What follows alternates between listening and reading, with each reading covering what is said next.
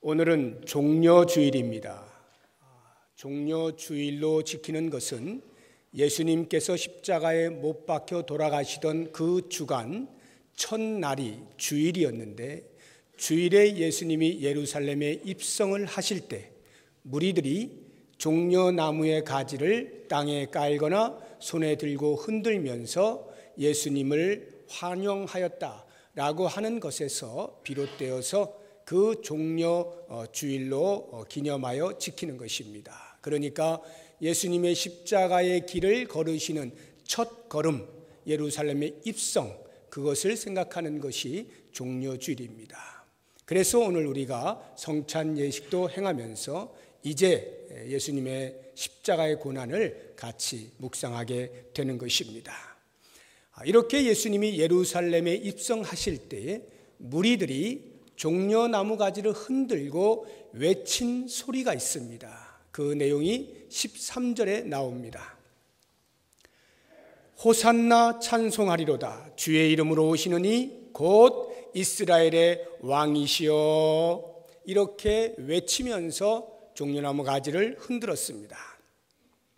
마태복음 21장에도 마가복음 11장에도 누가복음 19장에도 동일하게 이 예루살렘 입성에 대한 사건을 기록해 놓고 있는데, 사복음서 전체를 통하여서 요약하여 이 외침의 내용을 정리해 본다고 하면 왕이신 예수님, 호산나로서의 예수님, 그리고 그 예수님에 대한 찬송, 이것이 핵심입니다.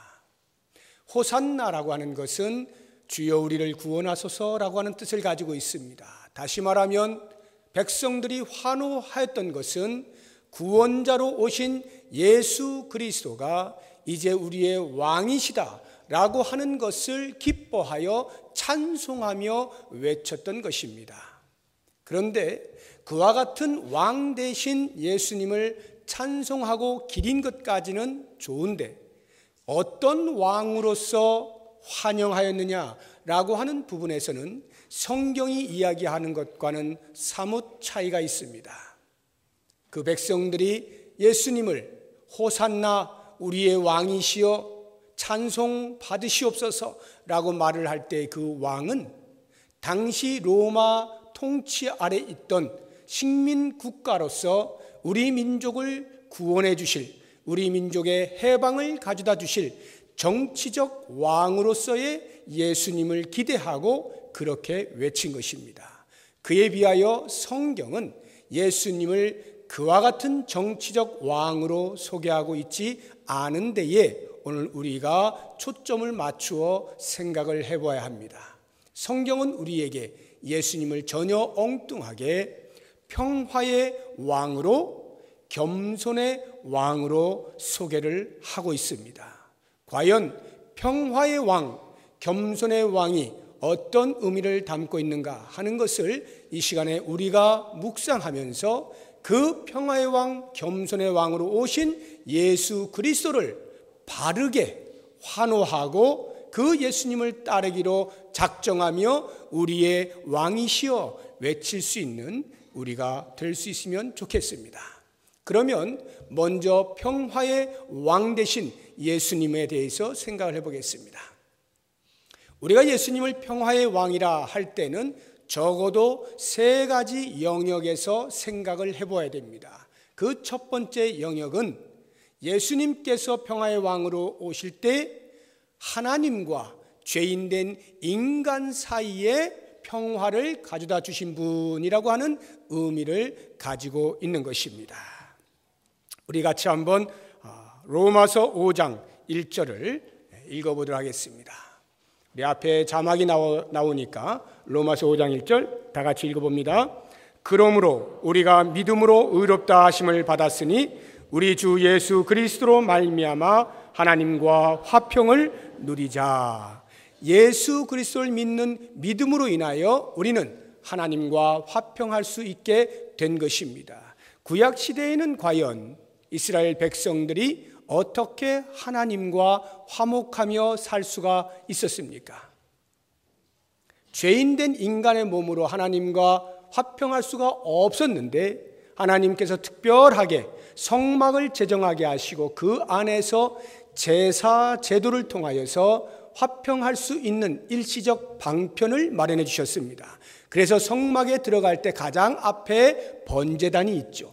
그곳에 짐승을 잡아서 인간의 죄를 그 짐승에 전가시키고 짐승을 죽여 피를 내고 불을 살라서 하나님께 드림으로써 일시적으로 죄 없다 여김을 받고 지성소에 임재하여 계신 하나님과 더불어 만나는 화평의 시간을 가질 수가 있었던 것입니다. 그런데 이와 같은 제사는 단 한 번으로 끝나는 것이 아니라 우리 인간들이 죄를 지을 때마다 반복하여 매일같이 제사를 드려야만 했습니다. 다시 말하면 하나님과의 화평이란 대단히 일시적이고 불완전한 모습이었습니다. 이에 비하여 신약에 와서 예수님께서 십자가에 못 박혀 죽으시게 되면서 그 사건을 통하여 우리 인간들은 더 이상 우리의 죄를 사함받기 위한 제사의 반복이 필요 없어졌습니다. 그리스도의 십자가에서 흘리신 그 피가 단 한 번의 사건으로 우리의 모든 죄를 일거에 제하여 주셨고, 그래서 하나님과 영원토록 평화를 누릴 수 있도록 만들어 주셨기 때문입니다. 예수님이 돌아가실 때 십자가에서 죽으시는 바로 그 순간에 성막에 있던 성소와 지성소를 가려주고 있던 휘장이 위에서부터 아래로 찢어지지 않습니까?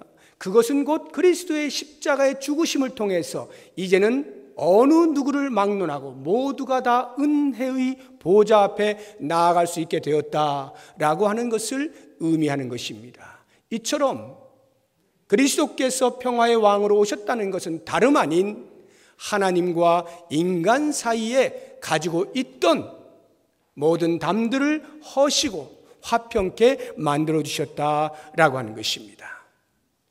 어느 누구에게서도 어떤 방법을 통해서도 하나님 앞으로 나아갈 수 없고 하나님과 영원한 화평을 누릴 수 없었던 우리 인간들을 위하여 예수 그리스도께서 유일하게 십자가에 못 박혀 죽으심으로 우리를 하나님과 화평하게 만들어 주신 것입니다. 그렇다고 하면 우리 인간들이 왜 하나님과 화평케 사는 것이 중요한가라고 하는 것을 그 다음 구절을 우리가 보면서 생각해 보겠습니다. 로마서 5장 10절 말씀입니다. 로마서 5장 10절 다 같이 읽어봅니다. 곧 우리가 원수 되었을 때에 그의 아들의 죽으심으로 말미암아 하나님과 화목하게 되었은즉 화목하게 된 자로서는 더욱 그의 살아나심으로 말미암아 구원을 받을 것이니라. 왜 우리가 하나님과 화평을 누려야 되느냐? 우리가 하나님과 원수된 상태로 살고 있었기 때문입니다. 하나님과 원수 되었다라고 하는 말이 어느 정도로 우리 인간 사회에 심각한 것이냐라고 하는 것은 우리가 어떻게 지음받았느냐를 알면 금방 이해가 됩니다. 우리는 하나님의 형상으로 지음을 받았어요. 그래서 하나님 앞에서 사는 삶이 인간으로서는 가장 행복을 느낄 수 있도록 지음받은 존재들입니다. 그런데 그 죄가 우리에게 들어와 하나님의 형상을 왜곡시켰습니다. 하나님의 형상을 변질시켰어요.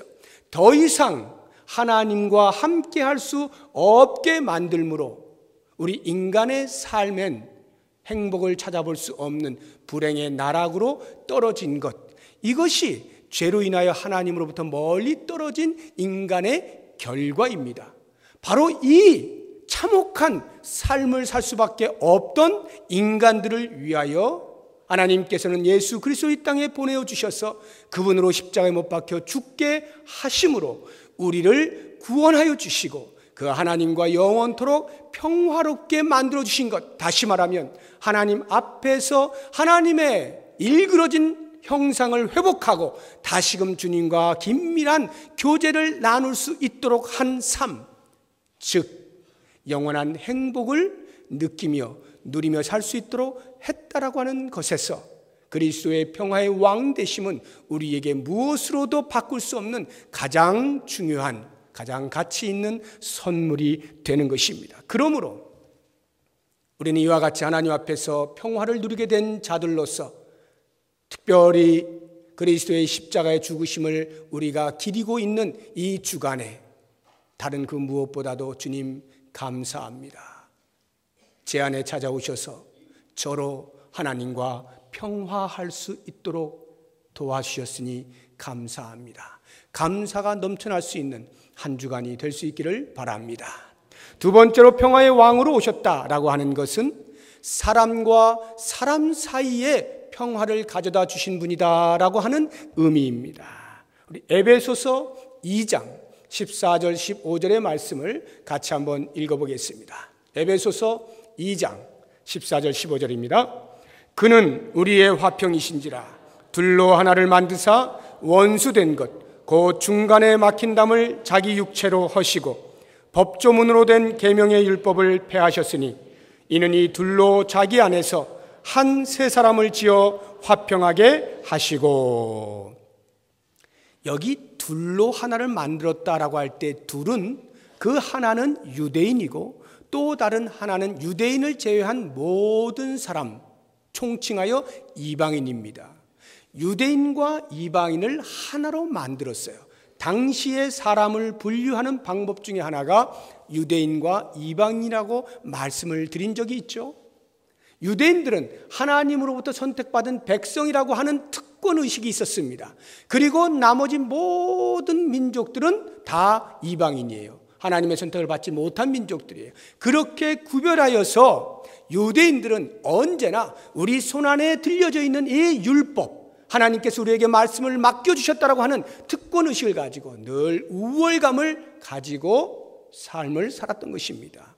바로 그와 같은 계급화되어지고 차별화되어진 관계를 그리스도께서 철폐하신 겁니다. 당신의 몸을 십자가에 못 박으심으로 유대인과 이방인 사이에 있었던 담을 헐어내시고 하나로 만들어 주신 것입니다. 우리가 이 땅을 살아가는 동안에도 얼마나 많은 것들로 차별화되어 있습니까? 가진 자와 갖지 못한 자, 배운 자와 배우지 못한 자, 있는 자와 없는 자, 여러 가지 모양으로 우리는 나누어진 이원론적인 그러한 삶을 살고 있습니다. 그러나 그리스도께서 이 땅에 오신 것은 바로 그와 같은 세상이 나누어 놓은 사람과 사람 사이의 관계를 하나로 묶어 주신 역할을 하셨다 이 말이에요. 지금 북한이 계속해서 남한에 대하여서 위협을 가하고 있습니다. 무엇으로 과연 하나가 될 수 있습니까? 다른 그 무엇이 아닌 오직 예수 그리스도의 복음이 그 북한 땅에 들어갈 때 그 안에서 놀라운 변화의 역사가 일어나고, 그래서 드디어 사람과 사람 사이에는 어떠한 차별도 없는 것임을 깨닫고 그리스도 안에서 하나가 될 수 있는 것입니다. 교회가 잊지 말아야 할 중요한 것 하나가, 교회 안에 들어오는 어떤 누구도 세상이 구별해 놓은 그 차별됨으로 교회 안에서도 차별화되어서는 안 된다는 것이에요. 대통령도 총서부도 그리스도 안에 들어온 자들은 모두가 한 형제요, 한 자매요, 평등한 자들이요, 동일한 자유인인 것을 잊지 말아야 합니다. 만약에 교회 안에서 그와 같은 평등함을 놓치고 사회가 구별해 놓은 그 방식을 따라서 여전히 사람들을 대한다면 그것은 교회라 할 수 없어요. 예수님을 머리로 모신 교회라 할 수 없는 것입니다. 뿐만 아니라 그리스도께서 사람과 사람 사이에 평화를 주셨다는 것은 그렇게 차별화된 것을 철폐하신 것뿐만 아니라 인간 사이에 가지고 있는 갈등과 미움과 분열의 상처들도 다 치료하신다는 뜻이에요. 우리들의 마음속에는 누군가에 대하여 미움의 감정이 있을 수가 있고, 그래서 갈등을 일으킬 수가 있고, 심하면 충돌을 하게 되고, 더 심하면 분열을 하게 됩니다. 그러나 여러분, 예수님은 결코 우리에게 그것을 원하시지 않아요. 그리스도께서 이 땅에 평화의 왕으로 오셨다는 것은 우리의 마음 가운데 있는 모든 다툼과 시기와 질투와 갈등과 분열의 요소들을 다 없애주시고 그리스도 안에서 오직 하나 되게 만드시고 그리스도 안에서 새로운 공동체, 새로운 가족, 형제와 자매로 묶어 주신 것, 이것이 바로 그리스도께서 이 땅에 평화의 왕으로 오셨다는 의미예요. 그러므로 사랑하는 여러분, 이번 한 주간 동안 주 앞에 나와 새벽 기도를 할 때에 기도하시는 가운데 혹이라도 내 마음 가운데 아직도 해결되지 아니한 그 어떤 문제가 누군가와 관계를 가지고 있다면 이번 기회를 통해서 다 내어버리시고 그 그리스도의 평화의 왕을 마음 깊이 모시고 그분이 우리에게 남겨주신 하나 되는 은혜들, 용납하는 은혜들, 수용하는 은혜들을 마음껏 누릴 수 있는 귀한 한 주간이 되시기를 바랍니다. 평화의 왕으로 오셨다라고 할 때 세 번째로 우리가 생각해야 되는 영역은 바로 우리 자신입니다. 평화의 왕으로 오신 예수님께서는 우리 자신들에게 우리의 마음에, 인간의 영혼의 평화를 가져다 주신 분이다 라고 하는 의미입니다. 영혼의 평화, 마음의 평화. 우리 같이 한번 말씀을 보도록 하겠습니다. 요한복음 14장 27절입니다. 요한복음 14장 27절 같이 읽어봅니다. 평안을 너희에게 끼치노니 곧 나의 평안을 너희에게 주노라. 내가 너희에게 주는 것은 세상이 주는 것과 같이 아니하니라. 너희는 마음에 근심하지도 말고 두려워하지도 말라. 한 절 계속해서 읽어봅니다. 요한복음 16장 33절입니다. 이것을 너희에게 이르는 것은 너희로 내 안에서 평안을 누리게 하려 함이라. 세상에서는 너희가 환난을 당하나 담대하라. 내가 세상을 이기었노라. 아멘. 예수님이 평화의 왕으로 오셨다는 것은 우리 각 사람의 마음에 평화를 가져다 주시는 거예요. 각 사람의 마음에 영혼의 평화를 가져다 주시는 거예요. 이런 말씀을 드리면 어떤 분들은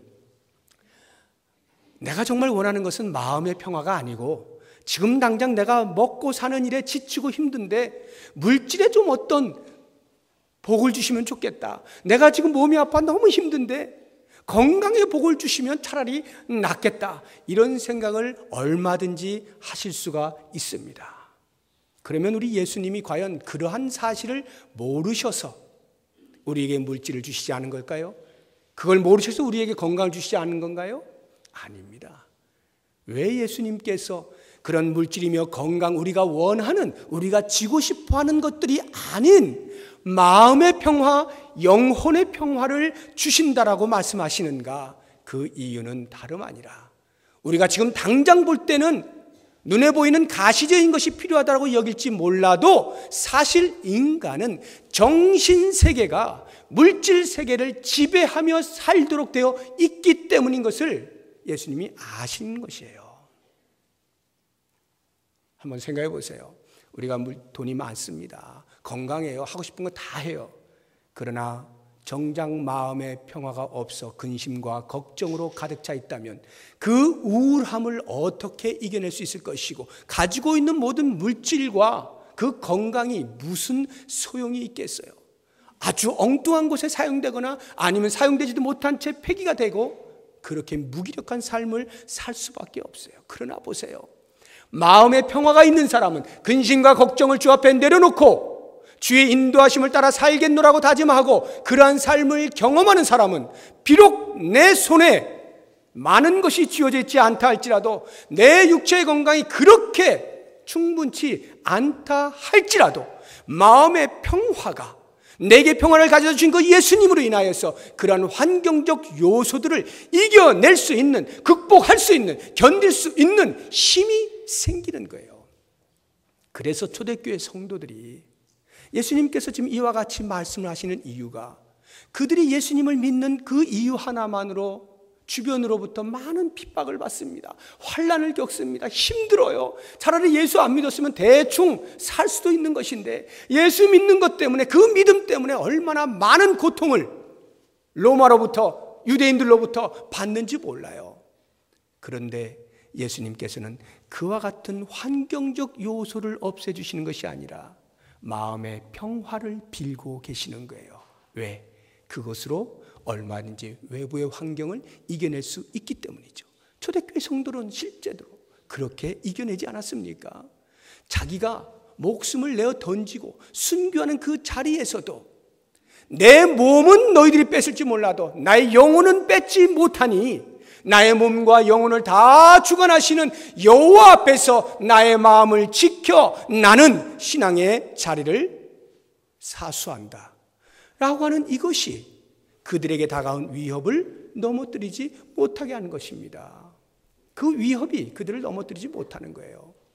그래서 마음의 평화, 영혼의 평화가 무엇보다 중요한 거예요. 이 땅을 우리가 살아가는 동안에 우리는 예수님께서 눈의 동자와 같이 우리를 지키신다고 하는 확신, 암탉이 병아리를 품듯이 주의 크신 날개 아래 우리를 품으신다는 사실, 우리 주님께서 평생의 그의 선하심과 인자하심으로 우리와 함께 하신다고 하는 그 사실, 그것을 마음의 평화를 통하여 깨닫고 느끼면서, 그래서 풍랑이 내 삶 가운데 있다 할지라도 주님이 나와 함께 하시면 저는 끄덕없습니다, 저는 함께 갑니다 하고 삶을 승리하며 살아가는 것, 이것이 바로 예수님께서 우리에게 다가오셔서 주신 마음의 평화요, 평화의 왕으로 오신 이유가 되는 것입니다. 사랑하는 성도 여러분, 기억하십시오.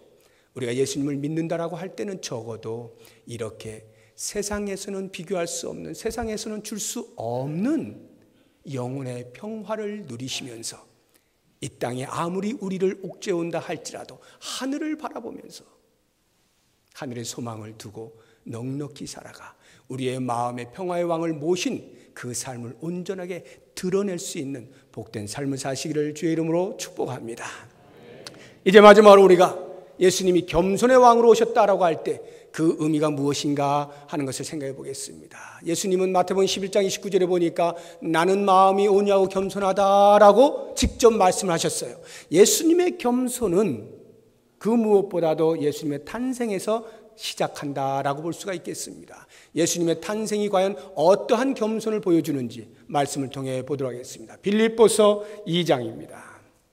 빌립보서 2장 5절에서 7절에 있는 말씀 우리 같이 읽어봅니다. 너희 안에 이 마음을 품으라. 곧 그리스도 예수의 마음이니 그는 근본 하나님의 본체시나 하나님과 동등됨을 취할 것을 여기지 아니하시고 오히려 자기를 비워 종의 형체를 가지사 사람들과 같이 되셨고. 예수님은 본래 하나님과 본체셔요. 하나님 자신이셔요. 하나님과 동등하셔요. 그럼에도 불구하고 신이신 주님께서 구원의 사역을 이루시기 위하여 이 땅에 내려오실 때 그 신의 영광을 버리시고 인간의 육체의 몸, 이 죄로 찌들어 있는 육체의 몸으로 오셨어요. 그것도 인간들이 정상적으로 낳는 방법이 아닌 말의 먹이통인 구유에서 태어나심으로 예수님께서 얼마만큼 낮아지셨는가 하는 자기 비하의 극치를 보여주는 것이 예수님의 탄생 이야기입니다. 이와 같은 겸손함은 그의 공생의 내내 하나님의 말씀을 지켜 순종하는 것으로 우리에게 더욱더 빛나게 해줍니다. 예수님은 오직 하나님의 말씀에 순종하며 하나님께서 서라 하면 서시고 가라 하면 가시는 그러한 삶을 살았습니다.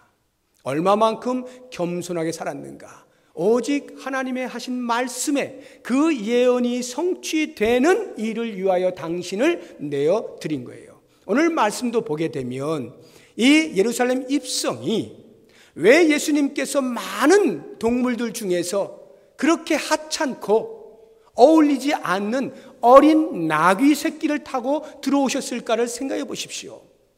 왜 그렇게 하셨는가? 어른인 사람이 어린 나귀 새끼를 타고 그 위에 앉아있을 때 얼마나 우스꽝스럽습니까? 얼마나 초라해 보입니까? 어색하고 엉성하고 차라리 말을 타든가. 그런데 왜 예수님이 어린 나귀 새끼를 타셨는가? 그것은 구약의 스가랴 선지자 입을 통하여서 예언하신 말씀을 성취하시기 위함입니다. 우리 같이 한번 찾아보죠. 스가랴서 9장 9절 말씀입니다. 스가랴서 9장 9절 같이 읽어봅니다. 시온에 따라 크게 기뻐할지어다. 예루살렘에 따라 즐거이 부를지어다. 보라, 내 왕이 내게 임하시나니 그는 공의로우시며 구원을 베푸시며 겸손하여서 나귀를 타시나니 나귀의 작은 것 곧 나귀 새끼니라. 보세요. 예수님이 예루살렘에 그냥 들어오시는 거 아니에요. 이날은 특별한 날이었습니다. 그래서 많은 무리들의 환호 가운데에서 그렇게 들어가시는 거예요. 그래서 나귀 새끼를 타는데 왕으로서 들어오시는 그 예수님을 백성들이 환호하는데 격에 맞지가 않는 거예요. 나귀 새끼를 타고 왕이시오라고 하는 게 이게 격에 맞습니까? 그럼에도 불구하고 왜 예수님께서는 굳이 아무도 타지 아니한 어린 나귀 새끼를 예비하였다가 그것을 타고 들어오시는가? 스가랴 선지자 입을 통하여 예언되어진 하나님의 말씀에 온전히 순종하고 그 예언을 성취하기 위하여 자신의 체면을 버리고 순종하여 말씀을 이루어 내신 것이죠. 이것이 바로 예수님의 겸손이에요. 그래서 스가랴 선지자 자체가 그 입에서 그는 겸손하여서 나귀를 타고 들어온다라고까지 예언을 하고 있지 않습니까? 예수님이 이만큼 겸손하신 거예요. 그리고 그 겸손의 결정체는 무엇보다도 그리스도의 십자가에서의 죽으심을 통하여 우리에게 보여지고 있습니다. 마가복음 10장 45절 같이 읽어보겠습니다. 마가복음 10장 45절입니다. 인자가 온 것은 섬김을 받으려 함이 아니라 도리어 섬기려 하고 자기 목숨을 많은 사람의 대속물로 주려 함이니라. 우리 한 군데를 더 찾아봅니다. 빌립보서 2장 8절입니다. 빌립보서 2장 8절. 사람의 모양으로 나타나사 자기를 낮추시고 죽기까지 복종하셨으니 곧 십자가에 죽으심이라. 이미 그리스도는 이 땅에 태어나실 때부터 자기 비하, 비천한 모습으로 태어나셨어요. 그리고 평생에 하나님의 말씀에만 순종하여 사는 겸손의 삶을 사셨어요. 그런데 그 겸손은 이 십자가에서의 죽으심에 비하면 아무것도 아닌 거예요. 십자가에서 죽으심이라고 하는 이 겸손은 야, 훌륭하신 분이 십자가에서 돌아가셨네 해서 사람들에게 우러러 볼 수 있는 그러한 자리가 아닙니다. 당시의 십자가라고 하는 것은 신앙인들에게서는 하나님의 저주를 받은 자만이 지는 나무 십자가예요. 뿐만 아니라 세상적으로도 가장 극악하다라고 여겨지는 죄인만이 지는 것이 십자가 형틀이에요. 바로 그 자리, 하나님으로부터도 사람으로부터도 버림받고 저주받은 그 자리를 기꺼이 지는 것은 오직 우리의 구원함을 위하는 그 엄청난 희생과 섬김은 그리스도의 겸손의 극치를, 겸손의 절정을 우리에게 보여주고 있는 것입니다. 사랑하는 여러분, 왜 예수님께서 이 땅에 오실 때 그와 같은 겸손의 왕으로 오셨을까요? 우리에게 무언의 말씀을 하시는 거예요. 너희들은 지금 이 세상에 살고 있지? 이 세상의 법칙을 따라 살고 있지? 이 세상의 법칙은 위에 있는 자가 아래에 있는 자를 누르는 것이고 가진 자가 없는 자를 억압하는 것이고 배운 자가 배우지 못한 자를 무시하는 것이고 그와 같은 삶으로 살지라도 나는 너희들에게 말하노니 이제 그리스도 안에 들어온 새로운 공동체의 일원들은 모두가 나처럼 겸손하여 나보다 다른 사람을 더 높여 낮게 여기는 삶을 살아야 한다. 이것이 제자도다. 너희에게 주어진 십자가를 각각 지고 내가 걸은 그 길을 걸어다오. 이와 같은 말씀을 하시기 위해서 먼저 본으로 우리에게 겸손의 왕으로 오시게 된 것입니다. 사랑하는 성도 여러분, 이제 내일부터 고난주간 한 주간 동안의 특별 새벽 기도회가 시작이 됩니다. 이 한 주간 동안 여러분 기도하시면서 평화의 왕으로 겸손의 왕으로 오신 예수님을 깊이 묵상하고 연합의 삶을 다짐할 수 있는 시간이 되었으면 좋겠습니다. 하나님과 원수되었던 우리를 화평케 하신 그 주님, 내 안에 가지고 있는 모든 미움과 갈등의 요소들을 다 내어버리고 그리스도의 사랑으로 하나 되게 만들어 주신 그 평화, 무엇보다도 이 땅에 험난한 세상을 살면서도 굴하지 아니하고 넉넉히 믿음의 길을 걸어갈 수 있도록 영혼의 평화를 주신 그 주님을 묵상하면서 가장 낮은 인간의 자리에 오셔서 죽기까지 주의 말씀에 순종하다가 십자가의 사건을 통하여 우리에게 겸손이 무엇인가를 결정적으로 보여주신 그 어마어마한 섬김의 삶, 겸손의 삶을 이번 한 주간 동안 기도하시는 가운데 깊이 깨달으시고, 그래서 내 마음 가운데 주님, 저를 위해서 그렇게 희생해 주신 은혜 감사합니다. 감사의 눈물을 흘리시고, 내가 그동안에 그렇게 살지 못하였던 모든 죄들을 용서해 주십시오. 회개의 눈물을 흘리시고, 이제는 주님께서 원하시는 그 제자의 길을 뚜벅뚜벅 걸어가겠습니다. 다짐하시며 결심하시는 눈물을 흘리실 수 있는 귀한 한 주간이 되시기를 주의 이름으로 축복합니다. 기도하겠습니다. 하나님, 우리의 눈에 눈물이 마르지 아니하였습니까? 감사가 넘쳐나도 감사가 무엇인지도 모른 채, 회개할 많은 것들이 있음에도 회개하지 아니한 채, 마음의 어떠한 결정과 결단과 다짐도 하지 아니한 채 그저 그렇고 그런 하루하루 이 세상이 우리를 옥죄어오는 그 답답함과 그 바쁜 것에 시간을 다 빼앗긴 채 살아가고 있지는 아니합니까? 주여, 원하옵나니 이번 한 주간 주님께서 나를 위하여 십자가에 못 박히신 그 은혜의 한 주간을 기억하면서 주님 앞에 감사의 눈물과 회개의 눈물과 결심의 눈물들을 흘리며 평화의 왕으로 오신 주님, 겸손의 왕으로 오신 주님을 마음 깊은 곳에 모시고 영광 돌리며 승리하는 삶을 살게 하여 주시옵소서. 예수님의 이름으로 기도드립니다. 아멘.